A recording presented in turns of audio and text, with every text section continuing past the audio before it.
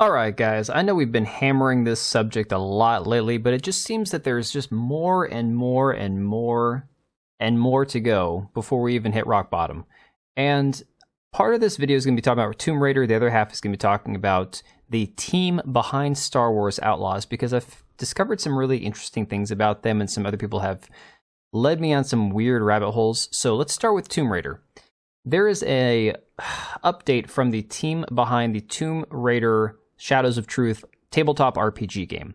And this Tomb Raider tweet account says British adventurer Lara Croft will transition from being a raider of tombs, no, not transition into a man. Well, not entirely. She'll transition from being a raider of tombs to a seeker of truth as Evil Hat Productions and Crystal Dynamics seek to redefine the Tomb Raider series in order to escape its colonial past.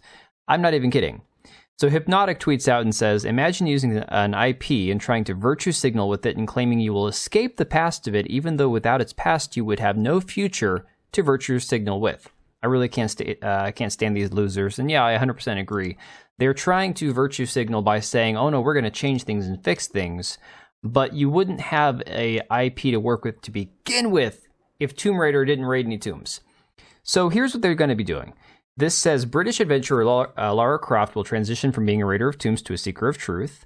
Raiding as depicted in the original Tomb Raider games and stories involves going to ancient tombs and historical sites of different civilizations and acquiring artifacts. It operates on the assumption of finders keepers that grants raiders with the means and the drive to claim ownership of artifacts, regardless of whether they have any historical or cultural claim to the treasure.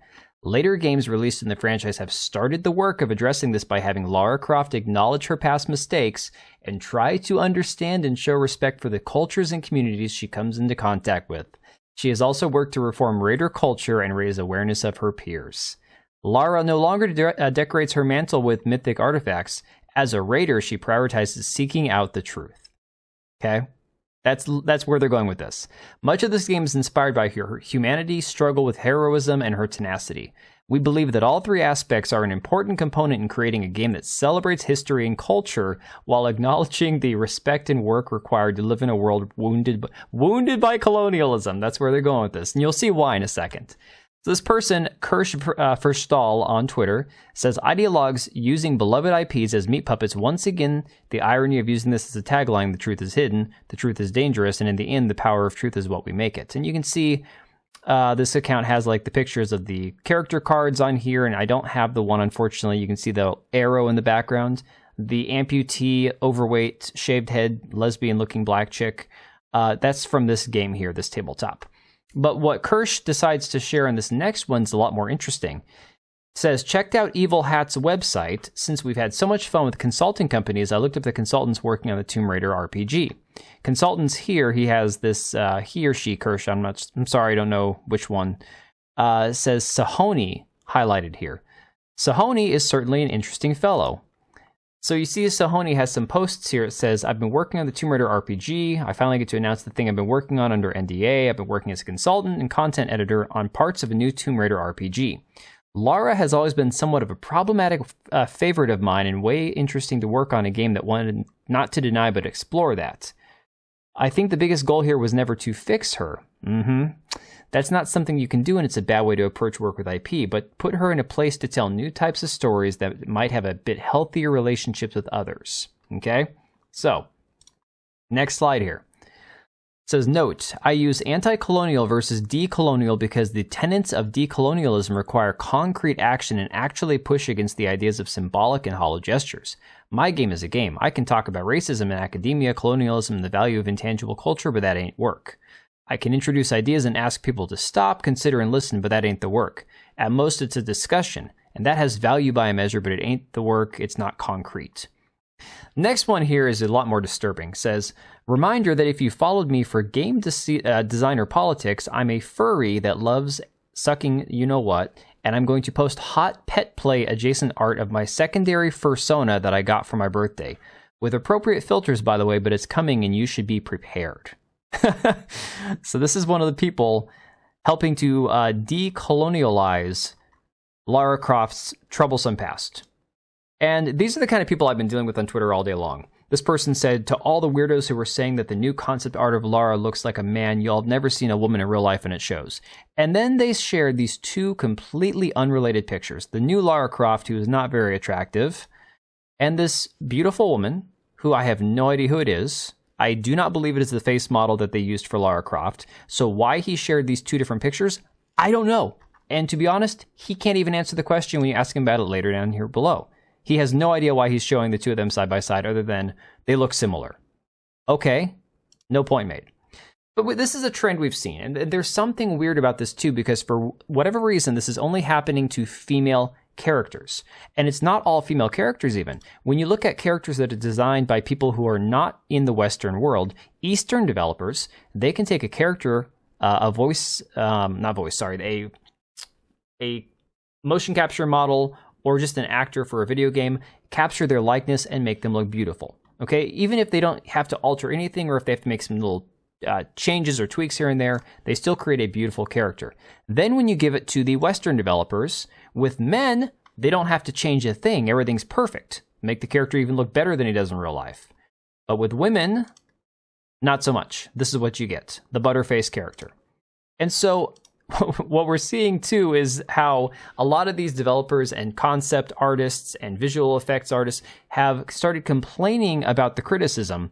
And Grums has this tweet here from this character artist, I guess you would call him, says, okay, here's a thread about making female characters in games. TLDR, making the nuances of a gentler face can be a real tough one in game art. And then he goes on to say how this character model here, they had to tweak and refine and make it better because people were complaining about it, and even afterwards, he didn't want to, but he was forced to. Forced to. He says he was forced to do something he didn't want to do. So the customer said, no, we don't want this, and he's like, well, you're forcing me to do something. Now what we have is a lot more about the team behind Star Wars Outlaws. So, you know, we've all had this thing where the writer for the game, who calls herself the Maven of Filth, has password protected her website and locked down her account. The community manager has left Twitter, come back to Twitter, protected her account, and then left Twitter again. Well, there's a lot more today, a lot more. We're seeing a lot of unhinged, idiotic takes trying to defend this character model, right? This character they've created for the game. And even people saying she just needs some round glasses. LMAO, seriously, she would look adorable in round glasses. Do you know what George Lucas's take on glasses were? No glasses. He didn't even want zippers. There's that one scene in Empire Strikes Back on Hoth where Luke has a zipper on his jumpsuit, and all these maniacs freak out and say, oh my god, see, George Lucas used a zipper. Okay, they screwed up. But glasses, they want glasses in Star Wars now. Dread Roberts pointed out on Twitter that Vess's alternate, Vess, the character from Star Wars Outlaws, her alternate pre-order outfits are of Han Solo, Lando Calrissian, and somebody else who kind of looks like Cal Kestis or Poe's outfits. So not only are they using her as a stand-in for Han Solo, making the female actor look more like a man, but then they are taking Han Solo and Lando Calrissian's costumes and cutting it up and making it for a androgynous female's body. Not even kidding. They're not even trying to hide what they're doing. So I pointed out today that when you look at two games, one that's being developed by a Korean team and one that's being developed by an American team, you can see the significant difference behind the teams themselves and the actual product they're making. And of course, this is the team Shift Up that's making Stellar Blade, which just went gold, and people are ready to buy that game like, you know, like it's going out of style. And then you have the people over at Massive Entertainment. Massive Entertainment is the team that's making Star Wars Outlaws. And if you go to their website for International Women's Day, they have these incredibly cringe equality things that looks like they're in a cult, that they're making these equal signs with their hands. And these are the quotes they have from the people that work there. Equality means not having to do other people's emotional labor. Equality means renouncing all forms of oppression. Equality means, I think equality means equality of opportunities and recognizing everyone's work on the same level. And look, there's some of these that are fine. That's a normal response-ish, depending on how you infer it. For me, equality is providing cerebral opportunities to women where they can be mother and CEO at the same time and no one question about how they can manage all. So you don't want anybody to question how you can do it. That's interesting. Yeah, good luck going to a job where nobody's going to question how you can do your responsibilities, okay? Then you have people like this guy who seems fairly based, except, you know, who knows? I can't assume at this point. We are here to work, and if anything, we should be judged by our competence and not by the way we look. And again, I think that's a perfectly fine statement. Who knows how he really feels? I have no idea. Equality for me is the opportunity to be who you are unapologetically, no matter where you're from, who you love, or how you identify. Okay? Acceptance and appreciation of everyone regardless. And then there's a few more in here that were pretty cringe. We're going to move on. So what we have here is a screenshot composite from this account here, Queen Proto Jarrett, and it says, well, let me give you some backstory. This guy works over at Massive Entertainment, Ubisoft, okay? The team's behind this game. Here are some of his tweets from the last 7 years. You cannot accuse the people in power of being oppressed, hence racism against whites does not exist. In other words, one cannot be racist to white people. This is not possible. Sorry, but white men are not allowed in my replies. You'll have to leave. Just here to marvel at white folks with really bad coping skills. I mean, as a white guy, I'm laughing at myself in this. We're so effing ridiculous in our self-importance. Only white men could vote in the US for the first 100 years, so we should ban white men from voting for the next 100 years to even things out. He said the amazing thing is Mark, and he's talking about Mark... I don't even know who he's talking about. Couldn't be Mark Kern. This is from 2018, unless Mark Kern was in this guy's mentions 6 years ago. He's an Asian dude standing for white men. All whites are privileged. Your other claims are irrespective to that fact. If I catch anyone using the term twag, I have no idea what that means. In my presence, I will fire them or punch them. Privileged white dude, here are some rules that should work well for privileged white dudes, therefore everyone should use them. A topic I'm very careful about. As a cis white male, I obviously benefit greatly from a deal of privilege. Great deal of privilege. And this is from 2015. Who was calling straight white men cis back 9 years ago, even? Hi, David. If by basically everybody what you actually mean is privileged American white people, then yes. That's why American Christians are the most miserable whiners on the planet because of all the joy. The CPC took away my right to vote as an expat, and I will never forgive them for this. Eat S crackers. Fair POC have to dress up to be taken seriously. A white man of means is part of a group that can choose to ignore their daily presentation without compromising their reputation. I like Bernie, but it's a legit measure of privilege. Lordy, spare us from entitled white women. Well, I don't want to I don't want to agree with him on that one, but he might have a point on that one. I'm just kidding. I enjoyed his tweets comparing Christians to dogs. This is just a few of his tweets, okay? Funniest thing today now is apparently this is on his radar that people are seeing the things he's posted. And here he is saying, an account that seems to have a lot of free time has scoured my Twitter history looking for proof that I hate white people and is replying to all my recent tweets with it, including my cooking tweets, LOL. That's why I moved to Sweden, because I hate white people. And obviously that's him being sarcastic. Anyway, he's been sharing this with big shit disturbers, so I expect Pale hates white people YouTube videos are incoming. It's like he knew. Well, here's the deal with all this, and do not harass these people. Don't go harass these people. You can ask questions, you can talk to them. For the love of God, I know the threats are all fake, guys. Trust me, I know that 99.9% of the threats that they share screenshots of, if they ever do, are fake, but don't give them any ammo, okay? Nothing at all. No ammo.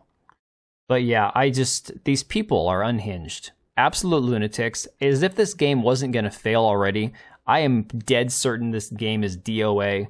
Let me know what you guys think about it down below. Make sure you click the link for Meta PCs. Check them out. They've got awesome stuff and financing available, and I will catch you guys later.